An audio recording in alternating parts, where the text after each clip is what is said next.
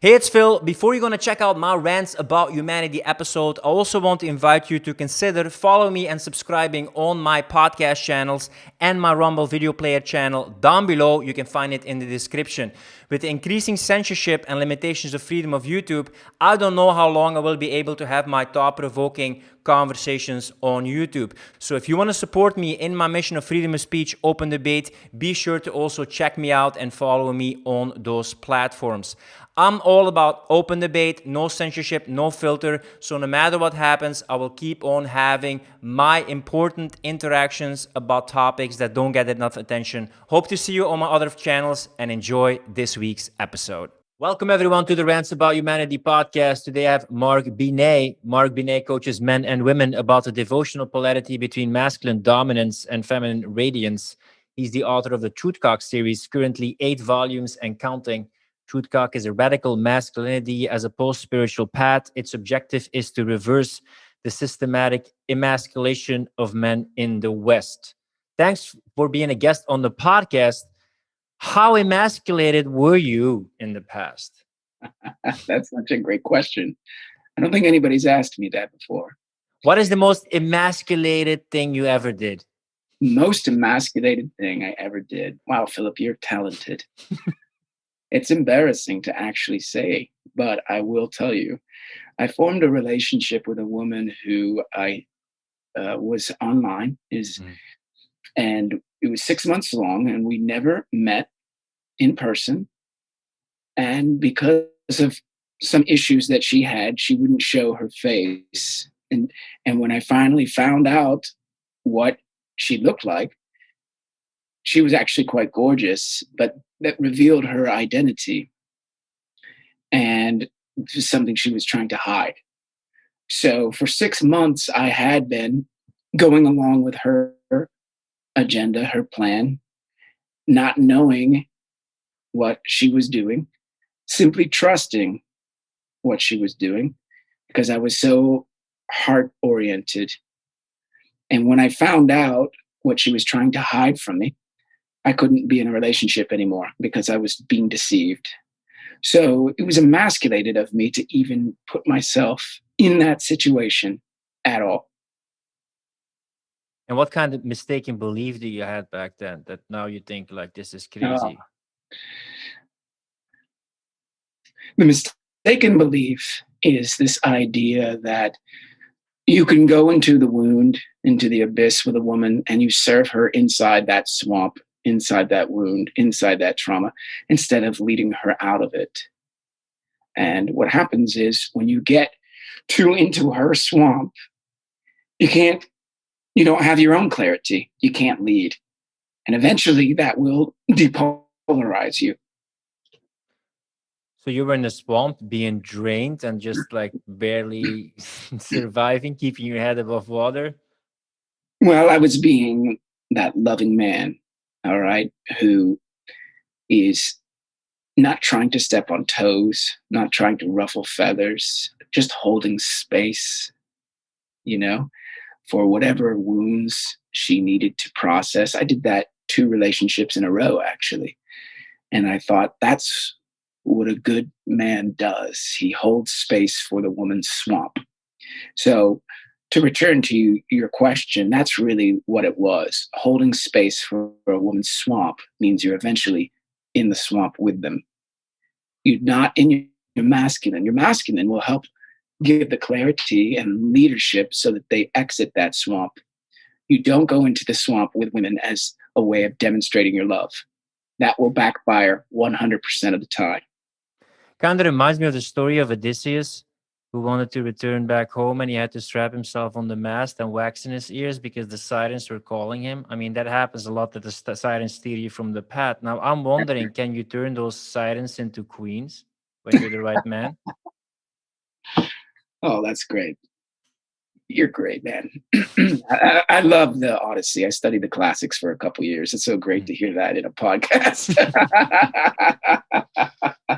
You gotta read the classics, man. Like, what are we doing? Read the classics, yeah.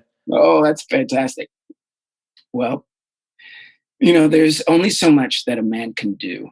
He has to become a master of himself and that will change the way he perceives reality. But if they're still in their swamp because they're committed to being in that pit, then that's their half of the equation. And so I can take care of my half of the equation, my side of the street, change the way I perceive reality. But that doesn't change the fact that they're still in their swamp. There will be no chemistry there because I don't go into the swamp and I only am attracted to the feminine radiance. Can you drain the swamp, or should you steer away from the swamp? Drain the swamp. Well, that's great, buddy. Um, I would help do that as a coach. And I do that as a coach, but I wouldn't do that in a romantic sexual relationship unless the swamp is like a temporary thing. The woman can't just be there all the time, right? So if a woman if my beloved now experiences her swamp, I can help lead her out of it, but I don't go into it, right? Mhm. Because you can't. Once you go into someone else's swamp, you're basically in the swamp yourself, and you've lost you're off your masculine axis. Because you also sometimes have this balance between excitement and emotion and drama and passion and the comfort, and the safety. So I'm always wondering, like, is the drama that the women throwing at you a reflection of your own lack of masculinity, or when there is too much drama, even though if you're a masculine man, you should steer away from that because it's just, not fulfilling Yeah. you. So what happens is if your woman is going through drama and you get caught up in it, you get pulled off axis and you get depolarized because then you start to react and you're no longer emotionally responsible and you lose your leadership. So a man simply who doesn't want to do that if he's in his masculine and if he's in his dominance, as it were, and we can talk about what that means. Um, so if she's a drama queen, if she's addicted to drama, and he stays on his masculine axis and he's emotionally responsible, that's going to be it's not going to work because she's going to end up depolarizing things with all of her drama because she's not showing up with her feminine gift, her heart, her radiance, her vulnerability. And there's nothing for the man at that point. Why would we want to be with a woman who's just perpetual drama? There's nothing that she's giving. She has to give. A succubus, right? Yeah, that's right. The succubus. Yeah. Steer clear of the succubus, the sirens as well. Yeah, and I think women will throw her femininity at you at the level that you're able to handle those waves, I think. So in the beginning, when you're still building yourself up as a man, when you are with these very emotionally laden, adventurous, sexual women, they will prey on, they will exhaust you because you don't Oh, have enough to give to yourself, and you will become depleted. I meet so many men, and I'm still working myself up towards that. It's all exciting, but I feel drained, after it. yeah, because they're taking energetically, they're using their feminine charm and feminine wile and skills and seduction and sexuality. They're not giving from their heart, they're taking from you because they got a deficit inside.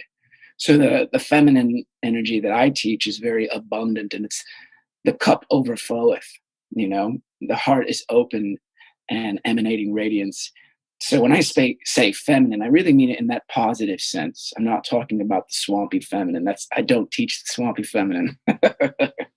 Yeah, because they have like strong men, and what's the other thing, that weak women? I think it's just a matter of like the inherent feminine and masculine qualities. It's not that okay, just be weak and uh depends on how you look at it, right? So also the definition what is vulnerable, right? Like how Yeah, do you see vulnerability? But there's this thing like, oh, men can have the power, men can have the strength, and women are just there to serve those men.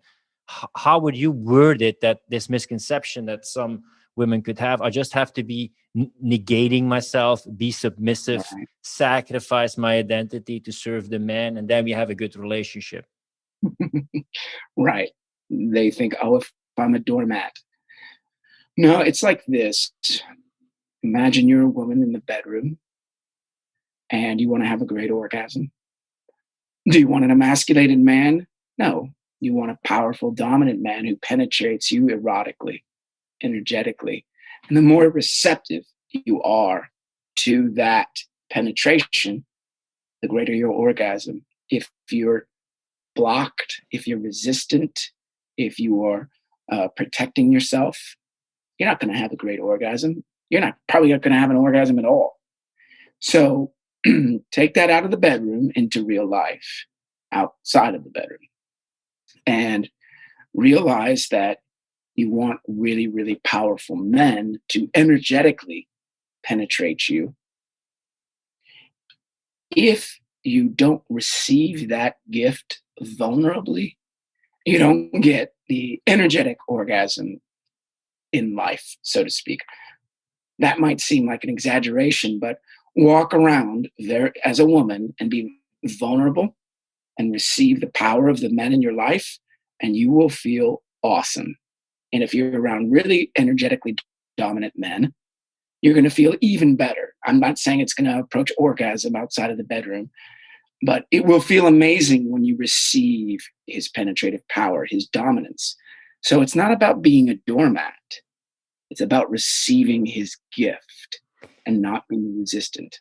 Isn't there also, this is something interesting that I saw. I saw like a Teal Swan video about it, about the gift of building up men their confidence. I know you should have self-confidence, but I think, and I'm wondering about your views about this, if you want to make the power of the cock of your man grow, give him respect. So its confidence builds up, and with that confidence, he has even more power, and he will have a bigger cock. So yes, there's a lot of responsibility with the man, but I think if women want a more powerful man, by just giving him respect and also building that confidence, he doesn't need it, but it feels good to be respected as a man. He will be Yeah. even more powerful in his showing up in the world. Yeah. He'll be more turned on and more likely to serve you, right? The more feminine a woman, the more the masculine serves that feminine energy. So if she wants to be served through his energetic and erotic penetration, then she needs to be as feminine and vulnerable as possible. That's her gift. See, they're equals, they just have different gifts. Yeah, and I think when women say like, "Oh my God, you're so powerful, you penetrate me so deeply, I'm so wet, you have such force," it builds up your strength as a man. But we don't often say that as men in the other way. When you are in a masculine, right? Like, "Oh, you're so strong, you hit me so hard, you are riding me so deeply." Like it's more about receiving, and just, having that full embodied expression that transcends the mindly realm of the man and sees like, "Oh my God, like I'm creating this woman is in ecstasy." And Right. it's that dance between the masculine and the feminine, right? Like sex is a great example of how those two polarities dance. Can it ever be reversed? Can a relationship ever work if a man is fully is feminine and a woman is fully masculine? That's a great question. They would need to be very aware of how that role playing needs to take place. I would say this, Philip, and I do say this: the man does the masculine better than the woman. The woman does the feminine better than the man because that's their design, that's their physiology, biology, evolution, natural law. So if they start running energy that is not native to their body in the same way, then they can get into problems because they're in a compensatory mode, by which I mean is, why is the man running all this feminine energy? What is he compensating for? Why is the woman running all this masculine energy? What is she compensating for? And it's really when a woman is in this do mode that she starts to create more and more that masculine energy, maybe, running more testosterone, for example, let's say. And it's the same with a man. If he is feeling, then he feminizes himself. Maybe he's creating more estrogen. Who knows? So I don't take the chemical hormone approach to things per se, Mhm. but that if it's there to support what I'm saying, great. Yeah, what we see it is that the sperm count is plummeting like There you go. drastically, and Yeah. you see it a lot in the fertility of men. I don't know about women, but probably also that it has a huge effect, like compared to the Humphrey Bogart men, let's say, and the men now, that there is like a shift. Oh yeah. If you put the typical man of 150 years ago and compare him to the men of today, you're going to see a drastic reduction of masculine traits, typically. And it's because of this systemic emasculation that's necessary to keep the slaves in line. This is also what I believe, but other people talk with me and discuss this kind of aspect. When I take a look at the movies I grew up with, like Mel Gibson, Bruce Willis, like Rambo, Arnold Schwarzenegger, we're talking about these masculine archetypes, even like James Bond. But when I take a look right now at the movies, you see the social engineering of the no gender agenda, right? The infertile agenda being pushed on so many levels, breakdown of the family, reversal of the roles, then the lead roles in Star Wars and other mainstream movies. You're going to tell me that that's all organic the last 15 and 20 years, that I see this completely reversal of roles? There's No. something artificial about the agenda is being pushed, and this woke agenda, this culture Marxist, this identity politics agenda. People always describe it as a conspiracy theory. Just look at the roles. It's all Yeah. about women can do the same as men. We have to have the obligatory Asian, the obligatory black guy, the obligatory Indian, because else we're racist. But it's so, I mean, I don't mind. I mean, she was maybe a bit masculine, but I didn't mind Ripley in Alien, that she was Oh like a no. woman. Kind of like makes sense that back then. I didn't judge Yeah. her at all. Or the bit more masculine Terminator, the woman who played it. I have no problem at all. It's not like, okay, this is weird, but this forced completely reversal of roles, and it's is in all the series and movies. It's definitely being pushed to push a certain narrative. It is, and it's because you're being force fed an agenda. That's the real issue. Like one of my absolute favorite actors is Denzel Washington. I fucking love watching him. Mhm. Like he's just a master and he's so compelling. But I love watching him because he's so fucking talented. Mhm. He's a black guy. I'm not going to sit Mhm. here and watch black actors because I'm forced to, because there's a fucking agenda. Mhm. I want to watch them because they're fucking awesome. Yeah. You know what I mean? So it's like, I just want awesome actors, athletes, whatever. I don't care about the race, but if you're fucking force feeding me that agenda to manipulate my cognition for your intended results, then we got a problem. And I think also in general, I mean, we see this right now with the black-white polarization. It's bigger than in the 60s. We see this right now with all this gender equality, which is basically numbing down the gender polarities to gender sameness. And it's making the relationships very unsatisfying. Absolutely. On one thing, they follow the agenda, which they think like, yes, this is what people want. And we see the result that we have more miserable, disconnected people as ever. Polarization, black and white, etc. So I'm saying, like, you want to push this, but it's not working. Why do we keep pushing this? Yeah. And what happens is that the agenda, the woke agenda, is so in your face and flagrant. Then you and I start looking like we're these conservative, bigots. Yeah. And we're like, how did we get lumped into the conservative bigot category? We're just concerned about this brainwashing that's happening, this indoctrination that's happening. You or I, we don't have this bigotry inside of us. We're just fucking sick of this agenda. That's what we're sick of. Yeah, because it's not like you just are there like, I'm just gonna chop wood and you have to stay there in your couch, woman, shut the fuck up before I beat you with my hand. Like, not this kind of stuff, not that women can't do what they want, be empowered, do whatever they want. But we see on one hand, men are being told a lie that is not making them happy and they can't seduce women anymore. And I see a lot of women in your group, mostly like 30, 40s, right? They've been sold an illusion and then they're waking up and they like, That's whoa, right. fuck. And they just lost their femininity. They lost their respect Right. for the man. And you just talk that truth. And it's like, yeah, I see a lot of women, correct me if Absolutely. I'm wrong, 30, 40. It's like, yeah, man, you're preaching the truth. Like, I was told this, but actually when I look at my relationship, my attraction, what makes me feel alive, actually what you're preaching is actually what fulfills me more. That's right. It's the 30s, 40s, 50s, even as late as the 60s. And they were sold the other side of the coin, that I was sold. So I was sold, and many men were sold this idea that if we cut off our cocks, then we're good. And we give away our power and we substitute our power with our heart. Women were given that other side of that coin. If we get rid of our heart and get into our power, we'll be good as women. And so they become masculinized and the men become feminized, and they have that inverted polarity, what I call pseudo polarity, and it creates dysfunctional relationships.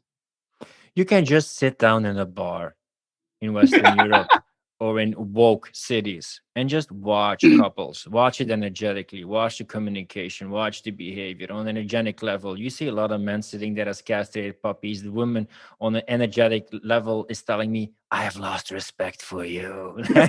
Please man up. But I don't want to tell you, I would be so much more attractive if you would lead and make decisions, but they live that prescribed narrative, that sedation narrative that is not making them happy. But I see it all the time. Like there's no balance in this relationship. Right. And it's very hard to overcome this conditioning. I often marvel how easy it is for masculinized women to see how emasculated men are. They can see it very Mhm. clearly, but they can't see their own masculinization clearly. Also, emasculated men can see really clearly how masculinized women have become, but they find it so very hard to see their own emasculation, right? The conditioning is so deep. So, for example, when Zach and David and I talk about feelings for men, and we're like, men, stop expressing your feelings. Well, these emasculated males are up in arms. They're like, I need to express my feelings. Feelings are beautiful, blah, blah, blah. And they don't understand what happens when they substitute all that vulnerable feeling expression for powerful, penetrative leadership. It's totally flipping the conditioning on its head, right? And similarly, when women start substituting in that vulnerable expression of feelings for their power, and they're just like, okay, I'm going to put the power over here and get in my vulnerable expression of feelings. Whew, I think probably this is the most controversial thing that's often is like a discussion about with your work. Sometimes I see masculinity coaches, and what they preach is men have to open up and share their feelings because they've yeah, been taught to have this stoic ideal.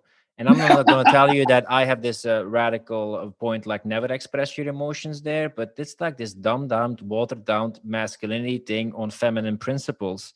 And then they sell this as the new masculinity, but right. it's these men with like long hair, very feminine, very radiant, maybe you would call it, but Yes, it's not very exactly. penetrating truth and not No, very confident and grounded kind of no. So what it masculinity. is, I do call it the new masculinity, which is not masculine. It's the feminization of the masculine, and essentially, it androgenizes men. It makes them androgynous, and then these teachers think that that's the new masculinity. It's not. The new masculinity, as I frame it, is dominance, which is cock is online, instinct is online, power is online. So the new masculine, these men are really powerful, but also the heart is online and it's guiding the show. So the predominant energy signature of the masculine, in the way I frame it, is power. It's not How heart. would you make the distinction between being domineering and controlling? So for the dominant man, he's in control of himself. He's in control of his environment, but he may not be doing much. He's just in his mind, in his body, in his energy. He's just in control. He's a master. So he's not trying to dominate another person. He's not trying to control another person. That's not how it works. That's the asshole dominance. The dominance that I'm talking about is one where you just feel his power and he is influencing through his presence and through his mastery, through his mind and his heart. But he's not trying to control anybody in that egocentric way. Could I frame it this way? I love a quote which is like men create worlds, women are drawn into worlds. That it's like you're such a powerful leader and you have so much energy and territory there that the woman temporarily as long as the man stays in his power, submits to the leadership and the guy making the decisions because she trusts him. Exactly. So if he's got an extraordinary inner vision, he leads and creates these worlds. You know, she lives in that world or worlds and makes them exquisitely delicious with her feminine energy. He is serving her with his leadership. And this is where people need to understand that a dominant man serves the radiant feminine. So it's not about controlling, it's not about dominating, it's about serving, but he can only serve when he's fully in his power and leading. That's his gift. It's not about inequality, it's not about superiority. They are equals, they just bring different gifts. Okay? Her gift is her radiant feminine heart, her vulnerably expressed feelings that are so delicious to him that he's compelled to serve them. Compelled. What's the role of pain and aggression in men? That's such a great question. All right, so pain. Pain is a sign that something needs to be fixed. All right, in the context of masculinity, let's say. So anytime there's pain inside, the man has to do a scan. What's up? If this woman is feeling pain, he's got to do a scan. What's up? He communicates. He finds out how to lead better. So let's say pain is an invitation to lead better. First himself, then his woman. Aggression, although that's a great one. So I would say, in the context of dominance and masculinity, aggression is about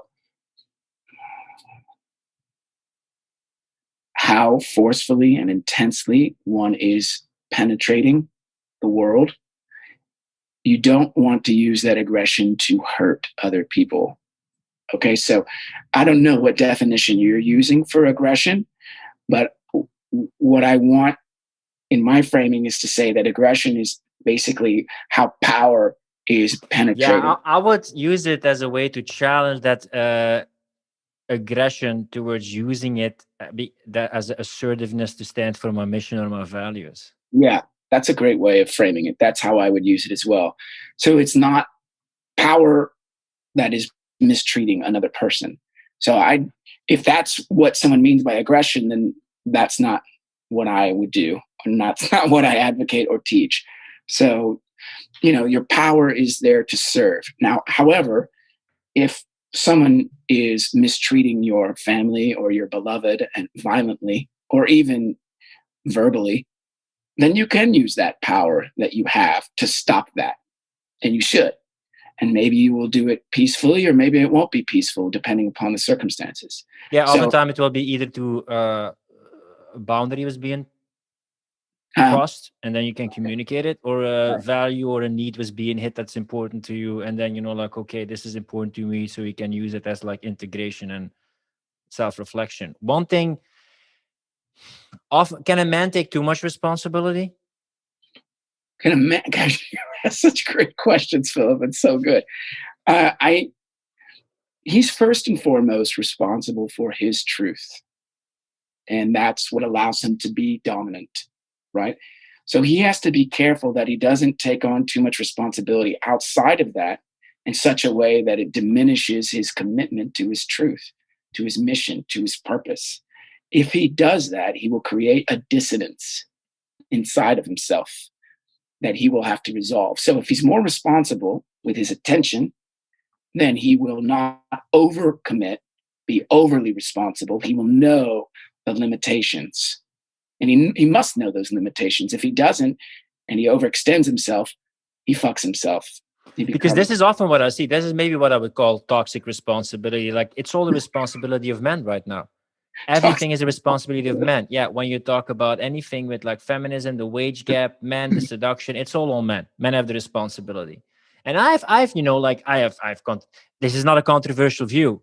If you have a wallet and I put my wallet on Times Square and somebody steals it, that guy is still a thief who steals it. But I'm like, it wasn't smart to leave my wallet there, right? So this Right. is going to be controversial and triggering when people listen to it. But if you're going to dress and act like a complete slut, and then some men are going to have malicious intentions, which, you know, is repulsive, but it's like, you know, just as these thieves, there are some people who will steal your money. Are some people who take advantage.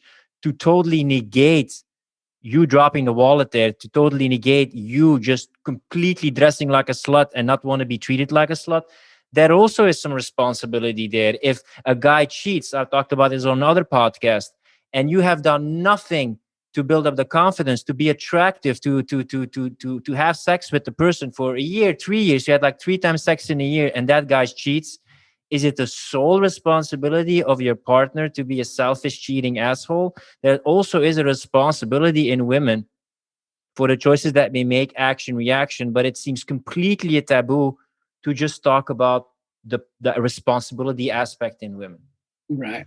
I think we need to be responsible for understanding where the world is at any given point in time, uh, when it comes to us and our behavior. So, for example, when I lived in New York City for And 10 by the way, I wanna, because people, it will be like triggering. I'm not slut shaming. I'm just saying, if you dress like a slut and people perceive you as a slut, people are visual creatures, or they have a certain impression, whether you want to be accepted for your character or not. You know, if I dress like a policeman and people think I'm a policeman, okay, you know, like, yeah, Yeah. it's kind of more reasonable to do it. If that guy takes advantage of you or steal your wallet, I think is repulsive. Most men think it's repulsive, but it's just that part of the equation. Like also the wage gap, women not being assertive enough to negotiate like a better pay. It's like, it can be talk. It's a taboo to talk about the aspect of women. It's all blamed on men, and it's like a one-sided discussion. Yeah. When I lived in New York City for 10 years, I would go into bad neighborhoods at night, let's say 3 or 4 in the morning, because I was living in those neighborhoods. And I'm responsible for making that decision and knowing that I am in a neighborhood Mhm. where there are people who would rob me and hold me up at gunpoint. I'm responsible for putting myself in that situation, knowing the likelihood of that behavior. So when women dress this way, I would say that they're wanting a certain degree of attention, but then they get upset when men give them more attention than what they wanted. But they don't have any control over that. If a woman is very scantily clad and has got great breasts and unbelievable curves, Do you think society is too sexualized and women give too much away too quickly right now? What's your I, opinion I about do that? think I do think when the society is hypersexualized, and let's talk about that in one moment. These women are getting attention for being so sexual in their appearance. They don't get to control that. They don't get to control how much attention they receive. They get to control how they dress. If they get too much attention, well, they should know that that's possible, and that's the risk that they take when they go out like that. Now they can, if there's slut shaming, there's also man shaming in that moment. They're like, you shouldn't be giving me that much You attention. shouldn't be looking at my tits when I have a bra that almost exposes my nipple. Like, yeah, Yeah, but you shouldn't be looking at my tits when I'm showing them to you. yeah, That's I want provocative. attention, but not in such an obvious way. I Okay. want attention, but it needs to be on my terms with every single one of you people. All Or even better, 6,000. I only want attention from the guys that I like. Exactly. If you're ugly, don't give me attention. So what it is they're going out and they're, showing themselves, but then they're upset because they don't control the attention that they're getting. Well, that's unreasonable. It's not the way the world works. So why are you getting upset with the way the world works? Maybe you're delighting in your own indignation. You like being a victim, that you've just created yourself as a victim. So let's go to your other question. Do I think society is hypersexualized? Absolutely. Absolutely. And there are multiple reasons for that. And that's an agenda as well. Okay. Because what it does is it just keeps people obsessed at that level of consciousness, and they become addicted, and they don't know of anything really greater than that. So, it's like a man being addicted to porn. If he's addicted to porn, then he's emasculated. He's a slave. And that's the real reasoning behind porn. the top-down agenda is to enslave men with porn, and it works. When did you realize that it was like an agenda? What opened you up? For a lot of people, it was like 9/11. It's like, there's some crazy stuff going on here. What was kind of like a flag, like, I'm being told something, but there's something deeper here? Like the agenda, the globalist agenda or the New World Yeah, Order for agenda. instance, like that, when you see like, the story that's being told that I'm hearing, that I'm seeing on like the media or in the mainstream narrative is not exactly something that makes sense, or there's something fishy here. Was there some kind of event for you that Well, started the rabbit hole? when I was in India in 1999, I watched The Matrix about 7 times. And I had to get on a bus to travel 2 hours to see it and 2 hours to come back to the village. I was doing some volunteer work in a village. So I'd say that was the first time. But there are 2 events that really made it so absolutely obvious. It's when I went to Israel and I was living in East Jerusalem because my girlfriend at the time, the Eastern European I was telling you about, she was working for the United Nations. And so we went to Jerusalem and I lived on the Palestinian side of town. And I saw these Palestinians and became friends with them. And in the West Bank, they were living behind walls. And in Gaza, they were living behind walls. And then there was apartheid in Jerusalem. And holy fuck, that woke me up in a major way, because here are these people that were born, raised, and died behind walls their whole life. Outdoor concentration camps, apartheid. And it's like that didn't exist there before the Israelis were there, And so I saw it and I was like, you can't rationalize this. No matter how much you try to rationalize it, here are millions of people being born in prison and dying in prison. And that made me depressed for about 8 weeks while I was there. I was just I felt like I was in hell. And the other incident, which was last year, was when I realized that evil was coming for us with this scam. And we know what this scam is. Evil is coming. Evil isn't just this panopticon of surveillance cameras everywhere or in our computer or on Facebook or with Panopticon, Jeremy Bentham, he designed the prison so nobody could hide and you could be watched everywhere. And this is the kind of this utopian society, social credit system, surveillance everywhere. Everything that you do is monitored. No space where you can be yourself or make your own decisions. Right. Exactly. Thank you for that. So with this scam, I don't know how sensitive we want to be for your audience here, but you said nothing's off limits. Nothing is off limits. Nothing is off limits here. So in the United States, we have a fake pandemic. We have fake news. We have a fake election. And now we have a fake president. This is evil. And this is an agenda coming for each one of us, right? And so that's another big wake up.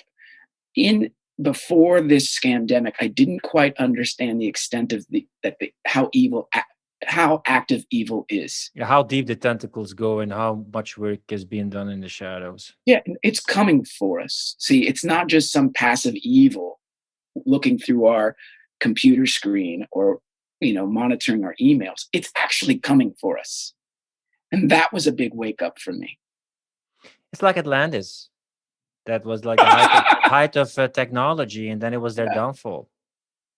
What I see right now is like happening. Like, if people ever want to open up the rabbit hole, and I keep on mentioning it in my podcast, look at Edward Bernays, the nephew of Freud, grandfather propaganda. Everything that he did to make sure to play on people, their needs and fear, etc. Look up the Tavistock Institute, what they did of like engineering conflicts and making people go into war, investigating trauma, what triggers people, etc., what they did there. And look at the cultural Marxism in the Frankfurter School, where they weaponized like identity in the beginning, maybe to benefit because with all white Western Catholic, etc., and that was the only valid point. I'm all for different points of view, but now it's just completely being weaponized. And that is not a theory. That's not a conspiracy. You can look this up because I talked about this in my last podcast. We have all this knowledge about psychological and social behavior, what makes people better, stronger, healthier. more fulfilled. And we're not using this. What is being used of this knowledge? How to keep people polarized, how to capture attention to make people vote a certain way, for Right. politicians, for pharma, for conflict. So we're using it for evil, not for good. Right. We're on the same page with respect to all this. And you're a man of many hats, Philip. Yes. Yeah.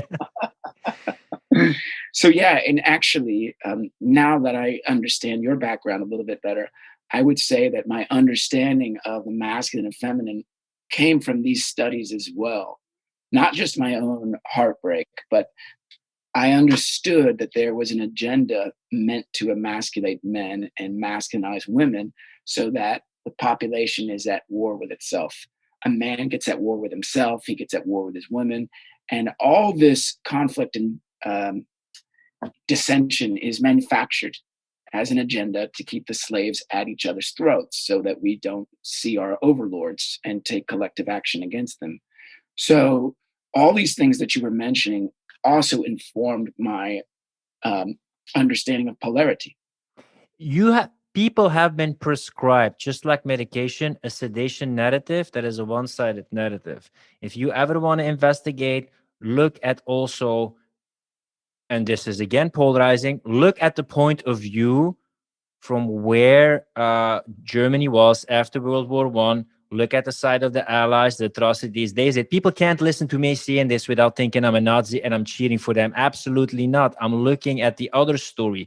You could also read, which is an option, not being told to you, that the Nazis, for instance, invading Russia, Barbarossa, was like a preemptive strike because they were planning to invade Germany, which is not abnormal because you saw what happened after World War II. You Mhm. had the Iron Curtain, you had so much victims by Mao and Stalin. But what do we see? That's not being talked about. All the Hollywood movies are just about fascists, just about the Nazis, That's right. just about the Holocaust. There has been horrible things that have been happening there, absolutely. But what about the Rwandan genocide? What about Pol Pot? What about Stalin? What about Mao? What about that thing? Oh, yeah, no, that was wrongly executed, but good principles. So you see that to the cultural institutions, certain knowledge is allowed, certain perspective Right. is allowed, certain narratives are allowed. And when you open up, not saying you should totally buy into those, but you get to see the action reaction and you see how things are being polarized and how you're being fed a very strict narrow perspective That's about right. what went on then. I think it was Voltaire who said that if you want to know who's in control, find out who you can't criticize. Exactly, yeah. So when we look at the narratives that we're not allowed to criticize or question, those are the narratives we need to zero in on and find out why we're not allowed to question them. I mean, we're seeing it right now with the scamdemic. We're not allowed to question it. We get censored on Facebook and YouTube. Well, why? Because they don't want you to see that truth. Why is the worst thing ever to be called a Nazi? And every time you question it, you're an extreme right nationalist Nazi. Why is that the worst thing in the world? Yeah, Mao killed 80 million people. Stalin conservatively killed 40 million people. Pol Pot had the killing fields. They did atrocious things, like Joseph Kony did atrocious things. Like, why is that the worst? Why is it always being pushed in that corner? And why there's other atrocities, or they're not so important? Like, when you have like this comedy where Stalin and Mao is there, like, why is this guy getting all the attention? My high score was a lot higher than this guy. I don't know. Like, it kind of fits the narrative now. That's also what they do right now. Anytime you question the narrative, oh, is this extreme right, fascist, right, like Nazi, which I'm not at all. I don't adhere to that narrative at all. But there's evil in very different ideologies on very much extremes. And I find all those things extreme, all those things potentially evil. right. Well, as I like to say, animals in metal cages, humans in mental cages. So when we're not allowed to question these things, it's because we're being kept in a mental cage. It's the information that we do or do not have that keeps us in these narrative And enclosures. people have, I'm a principled guy. I'm also a certain personality type that's very much about principles. But look at this Israeli Palestinian conflict. Like, people are cheering for one side and saying it's all the fault of the other side. It's action, reaction, and, etc. But let's look at this Israeli perspective. Oh, we have a homeland. We deserve a homeland. They're trying to expel us from our homeland. so we deserve to have a homeland and live freely there. And what do they do on the Palestinians? They drive them from their homeland. They can't live freely there and they get expelled. So how can you have principles here? Like, how can I take you serious? You're standing for this principle. I want to be respected while you actually do the same thing that you witnessed for so many centuries and you do it on to other. How can I take you serious this way? Yep. So, I mean, I'll just be controversial here. The Palestinians are the Jews for the Israelis.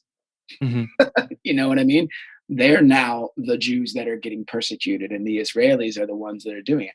And Israelis just, the Jews from Europe just moved there in the late 40s and took over. That's what's happened. And whether you agree with me or not, that's literally what happened. If you go over to Israel, you will see Palestinians living behind walls their whole lives. That was not the case in the late 40s. That has happened as a result of the refugees and the Jewish refugees from Europe, but also from around the world. Yeah, and again, here that war and conflict is weaponized because I know a lot of Jewish people who also don't like the polarization, but like they just like to set people up like it's all the Palestinians, it's all the Jewish people, etc. But when you're going to take a look at, for instance, the Rothschild family, which was very strong in the UK, and the Balfour Declaration, which was being done by the UK, and then in 1984 it was like started. There's a lot of stuff that seems to be arranged by people in power. And then they use this ancient old divide and conquer strategy, to keep people occupied. So they stay in the shadows, which doesn't mean people suffer, which doesn't mean atrocities are committed. But this is all being weaponized by people who sit higher up, stay in the shadows, and people never look up at the bigger picture. Now, when I was in Jerusalem, there was a man who was an American Israeli, and he was giving a lecture on his book. It's called War Against the People. I can't remember his name at the moment. And he essentially, the thesis is very clear for him. The Gaza Strip is being used as a weapons and technology training ground, as it were. Mm-hmm. So all that the Israelis do against the Palestinians in Gaza is part of the Israeli defense agenda to create these amazing weapons and this amazing strategy that it can then sell to the world. Like it's like number 2 in the world, I think, from with the technology and the strategy that it sells. It's funny that we ended up in here because I also, did a lot of research back in the 90s, and I had like an end project that I compared the first Netanyahu and Sharon, and then the other one, Barat, or I don't know what his name was. I'm butchering the name probably. But I think the numbers back then, and I'm talking like, the beginning of 2000, end of the 90s, was like normally 72% was Palestinian and 28% was Israeli. Back then, at the end of the 90s, it was completely reversed. After those wars in 67 and 73, so they captured a lot of territory, etc. So they already got 3 times more territory than in the beginning, Right. You see those maps over time where the Palestinian land is shrinking and shrinking and shrinking and shrinking. You know what's fascinating, because this actually dovetails to our with our talk on masculinity, Philip. If you go to Israel and you talk to the Palestinian men, they're pretty damn masculine. Mm-hmm. They are, and almost all of them have been in jail. It's like they don't stop fighting. And they all have this strong masculinity to them. Now, they're not the kind of dominant men that I'm talking about, but at least they're still masculine, and they're fighting, and they're fighting, and they're fighting, and they're fighting. And I've made friends with them, many of them, and I was told that a lot of them will just sit around and they'll think, oh, was this a false flag attack on the Palestinians, to get the Palestinians upset so that they'll fight back and stage a riot. So then the Israelis will clamp down on them. And, I'll just say this. I don't think I need to, but I will. That just because Philip and I are talking about this and criticizing Israeli behavior doesn't mean that we're anti-Semitic. I actually believe that if you criticize Israel, disclaimer, Semitic, when you look it up, actually means like, these Middle Eastern people, which includes Palestinians and Jews. Exactly. So I actually think of it as pro-Semitic to criticize Israel's behavior, not anti-Semitic. Because if Israel is out of line, if their government is out of line in the way that things are happening, then you're criticizing it so it gets better. If Or we the criticize Biden, are we anti-American? yeah, We just criticize the people in power who abuse these things for their own agenda. So I'm not attacking the Jewish people or yeah, just Semites in general. I'm saying people in power on many different institutions exactly. or weaponizing the sphere, identity politics, all these things that mostly hurt the regular people. So when we're criticizing things, it's those people in power. It's that monopoly of Yes. decisions that set the dominance into place. Like the perfect example, like for me, criticizing Biden wouldn't mean I'm anti-American, you know? No.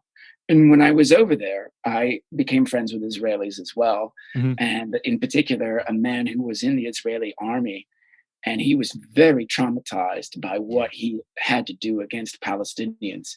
And he basically defected. And he's like, I can't be an Israeli. I have to leave this country because of what we're doing to the This to the happens a Palestinians. lot in India. Like after their military service, they space out on LSD or they have to recover from the trauma, you know, Right. because they've been like so traumatized by it. You know, it's also horrible to having to do that when you feel like, you know, I'm hurting innocent people, you know, like, It's kind of like this, Philip. Imagine that the Chinese Communist Party came over to the United States and started taking over. And then the American men started fighting back. But the Chinese Communist Party was so powerful that they controlled the narrative. And so they were oh. able to But show. Mark, you don't understand. It's not principles. When Jewish people stand up for Israel, it's fantastic. Nationalism is great. But if Americans stand up for nationalism, they're Nazis. That's how It's simple it is. So right. you judge people by their origin, and then you decide if they're racist or they're a Nazi. Totally makes sense, right? Totally makes sense. Right. So if a So Muslim yeah, country is like proud of their country, it's fantastic. If a white country is proud of their country, they're racist. that's right. So, what's happened is it's okay and even fashionable to be prejudiced against white people and males in particular, and straight. So, white straight males, right here, right there. It's okay to be prejudiced against us, but it's not okay to be prejudiced against any other Mhm. person on the planet. Now, how in the world did that happen? Aren't we smart enough to see that it is actually wrong to simply be prejudiced? Exactly. I just don't like prejudice in general. I'm not Right. saying like this person can criticize me and this person can criticize me. Either they can all criticize me or no one can criticize you. So that's Yeah. simple. Like not looking at your gender or sex or color of your skin or origin. I don't care. Like I'm past that. But to be using that is being a racist, is being a sexist, etc. Yeah. Like I waited tables in Harlem for 6 years. I lived in all black neighborhoods in New York. And people will tell me, white people will tell me, black people can't be racist against white people because white people are the oppressors. I'm like, I worked in Harlem for 6 years. I lived in black neighborhoods. Yeah, black people can be racist against white people. I What white happens if a black guy says like, no, that white guy can't date my black sister because he's white? What's that then? That's his personal issue. Okay, yeah, that's then just standing up for their culture. Okay. Yeah, no, what it is I I've dated across racial lines, and I'm a big believer in that for me personally and for other people. But I also, if black people want to just date black people, I'm cool with that. If You white know what? people, I'm fine. You know what? One of the beautiful things about humans is expression, and there's nothing wrong with being proud of your culture or your origin. When I see Mexicans having their Mexican traditions, or when I'm like in Japan with absolutely, the Japan, that's the color. That's the yeah, radiance in the expressions of people. That's what I like. Like, what are we gonna do with this globalized world? I'm gonna travel to Japan, and it just is the Japanese lunch garden and Japanese subway and Big Mac. That's it. How was it? Well, that McDonald's was a bit different in Japan, and all the ethnic food, you know, the specific things, all gone because it's all bland and gray. Like, why would you still travel then? What's exciting about that? So when I did work in Harlem, one of the things I absolutely loved about it is that it was this concentration of Black American culture. and I thought it was fucking amazing. And it was the best experience I had as a waiter in my 15 years. And that's because those Black people were sticking together in their culture. And that's great. Now, if they want to, include other people or date outside of that culture, that's fine too. But when a culture is coherent and sticks with itself, they create something beautiful, like the Palestinians in Jerusalem, or Gaza Strip, or the West Bank, or in Japan. I was just saw an article about how, or a video from the news about how London is being so watered down with every It's a Muslim yes, neighborhood now. Like the yeah, majority, I think, is non-English who is like living there. It also boggles my mind to say like, yeah, UK is super racist, and then Sadiq Khan is the mayor of London. Like America is super racist, but they got a black president for 8 years. Like, man, whoa, how do you pull that off in a racist country to be able to yeah, have the president be a black guy or the mayor of London then be like I don't know if he's Muslim in terms of like religion, but of like ethnic origin. yeah. When a culture is self-coherent and just sticks to itself, or a race or whatever, that's not necessarily a racist thing on their part. They could just love being around each other. Like when I was in Harlem, it's not racist for that to be totally Black or mostly Black. It's not. That's just where Black people collect and hang out. So they're not necessarily being racist. They could be, and there was racism that I experienced there, but most of the time, 99% of the time, I wasn't experiencing racism there. They were like, this white guy's cool. We like him. But it could be, if, Klan people are getting together, then that is a Yeah. racist thing. But most people that I know, especially right now, they don't condone those things. Like Right. there's good in like your own community, no matter if it's like music wise or how you dress or how you get together. There is some kind of bond that connects people. I also think it's stronger in Muslim cultures. That's besides sometimes a value difference. It's what I respect in them, like the brotherhood, sticking Yeah. together, still, standing their ground, etc. There's also something beautiful about that. And then this whole cultural appropriation. This is the question that I asked of Coca-Cola. How can you have a program to have people be less white without it becoming cultural appropriation? That's great. They haven't thought that far ahead. That's good. That's good, Philip. Yeah, and also these things like blaming people for inherent traits they haven't chosen for and are part of their identity. Like, how toxic is that to Yeah. really judge people just for existing, just for having existed or being born into a certain part of the world, certain color or certain sex? Well, to bring it full circle, like even us talking about this and penetrating the taboos is itself a masculine thing because we're prizing truth over everything. Like Mhm. you're going to put this podcast up somewhere, a lot of people are going to see it wherever, and you and I are just going to be laying down the truth. Yeah, penetrating truth. Yeah. And it's like we don't care because you have to penetrate without fear of consequence because you realize the truth is what is the most valuable thing. The delusion on this planet is so severe Mhm. that just this act of penetrating, falsehoods and laying down truth is such an important service. And this is also a dominating act, what we do right now. I'm not dominating to make you submit to what my perspective, but I'm No, having a confident perspective that can change. I'm bouncing off my ideas with you, with the world. I can always change my mind, but I'm penetrating to planting seeds that can blossom into people developing their own truth or having different perspectives, and that is very powerful. But I don't do it to submit people. I do this to empower myself, speak my truth, get right. feedback, and maybe that can inspire other people to speak their truth or take pearls of wisdom that I have, and they like some things and they don't like certain things. That's like fine. Like own your truth, speak your wisdom, and own that. For me, there's nothing more powerful than that. It's also not my intention to hurt people or blame people or hurt people, etc. But I also have my intention. If you're going to be triggered or hurt, you have a different perspective. Own that perspective. Then maybe I'm not part of your tribe. Maybe I don't like you, you don't like me. That's fine. We don't have to be liked by everyone, and you can just let it be. And instead of trying to change my speech, my way of thinking, my way of acting, and attacking me, like, no, just I'm a huge advocate of, I just let them be. Yeah. And it's people just need to take responsibility for their sensitivity to things, right?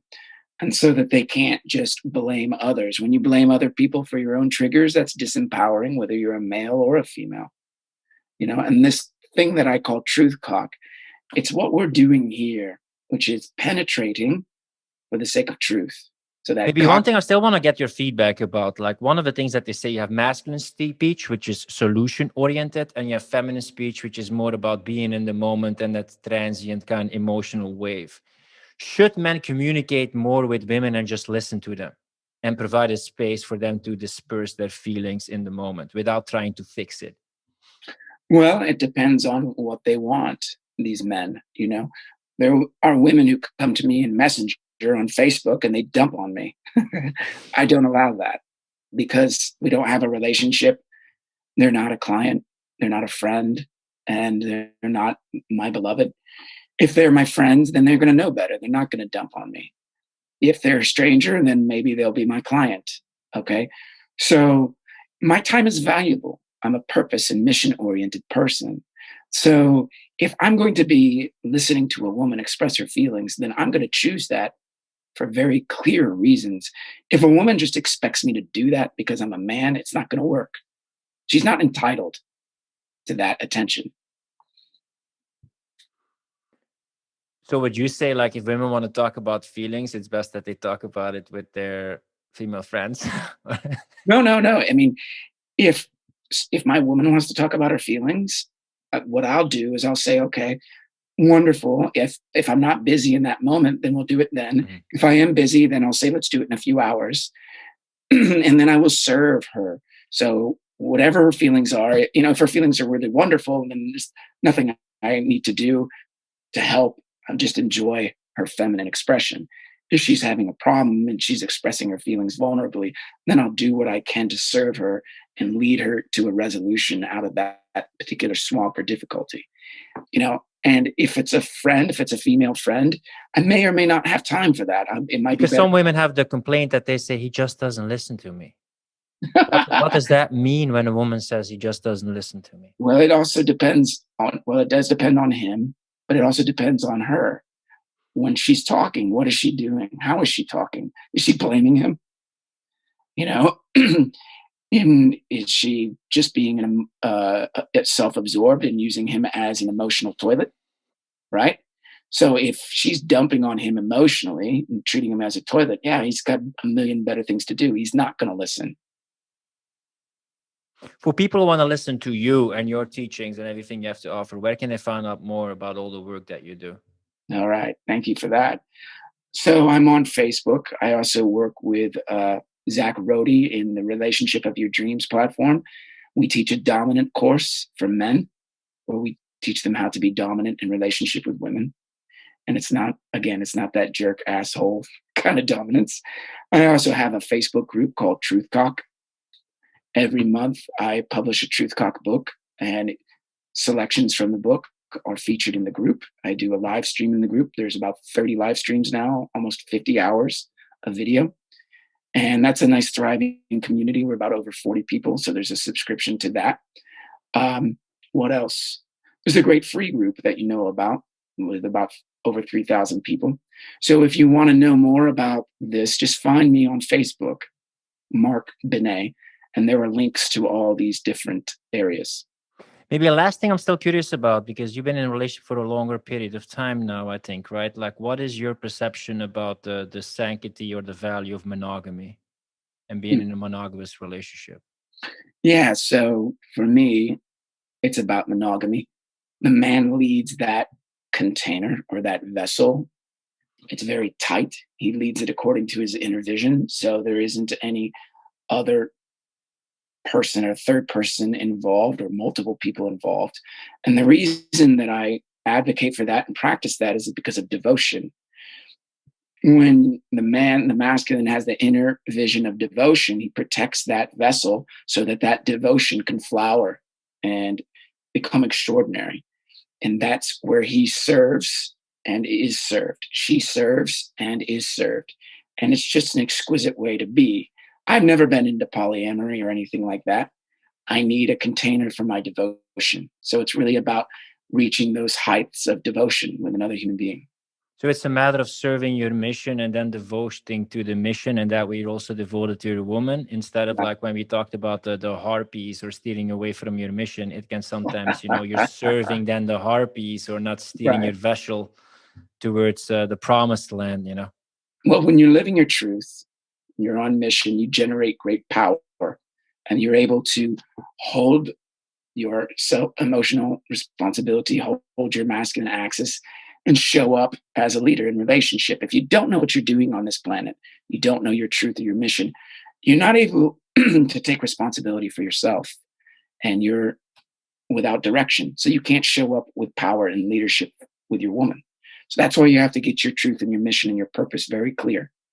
And that's what allows you to lead your woman, because you've got that power and you've got the ability to take responsibility for her happiness. She's taking responsibility for her happiness as well, but you are too. Well, thanks for your Heraclean efforts to start the Odyssey journey and empower men and create radiant women. Thanks so much for being a guest on the podcast, Mark. Thank you, Philip. You're fantastic, buddy. If you like this podcast, don't forget to subscribe and support our mission of freedom of speech. With increasing restrictions on fundamental freedoms, we believe that now, more than ever, is the time for you to be an online coach or consultant and become independent from the system. That's why we created the Client Closer Academy. Learn how to consistently enroll clients and join a community of fellow free thinkers who value personal responsibility, speaking their truth, and making an impact. Find out more at clientcloser.com/academy. Rant over.